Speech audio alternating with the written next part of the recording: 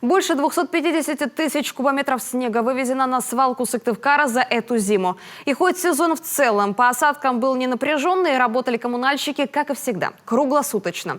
Выходили на улицу даже в дни, когда столбик термометров опускался ниже 25 градусов. Александра Головина продолжит. Этот межквартальный проезд в центре города считается бесхозным. Дворовая территория по факту полноценная проезжая часть. Городская мэрия этот участок передала дорожному хозяйству. Теперь оно обязано держать территорию в порядке. Главной проблемой таких участков, как и в прошлые годы, остаются, как ни странно, сами жители. Не все, конечно.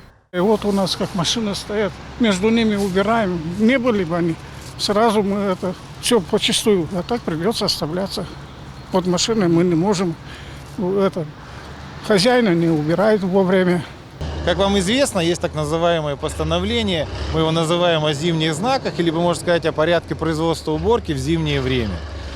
Когда мы расставляем на зимнее время до 10 апреля в этом году, это постановление будет действовать, запрещающие знаки парковку в ночное время. У нас появляется возможность применить санкции административного воздействия в том случае, если мы не смогли договориться с теми же жителями, с теми же автолюбителями.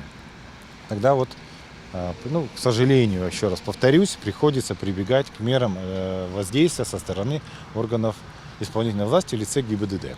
Таких спорных территорий в городе немного. В остальном распределение понятное. Улицы и проезжие части чистит мэрия, дворы за них жители переживают больше всего в ответственности управляющих компаний и ТСЖ.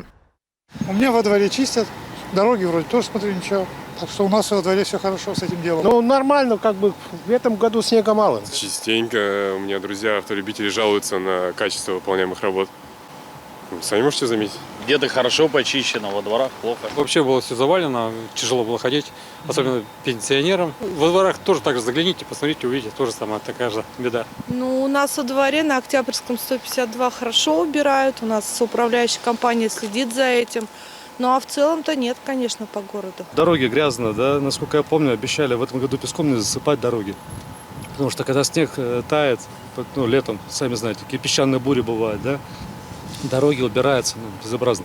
Так молодцы, конечно, хорошо все, но очень несвоевременно. Надо это все делать, наверное, как-то поэтапно, и тогда будет почище. Нормально все, ребят, нормально. Контролирует работу управляек по части уборки все та же городская администрация. 3 раза в неделю представители мэрии выезжают в город с проверкой. Если такие факты подтверждаются, то специалистами администрации составляются материалы и направляются в адрес управляющей компании со сроком в кратчайшее время произвести данную уборку.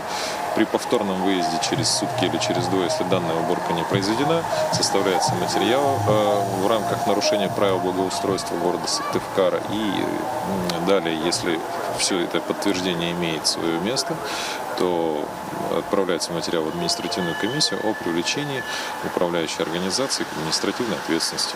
Сейчас Сыктывкар активно готовится к весне. Прогноз погоды радует приближающимся теплом. Кроме уборки снега, есть еще одна важная задача – это крыши. Письма с требованием очистить их от снега, наледи и сосулек администрация города направила в 317 ТСЖ и 67 управляющих компаний. За неисполнение грозят серьезные штрафы. Александра Головина, Александр Карепин, телеканал Юрган, Сыктывкар.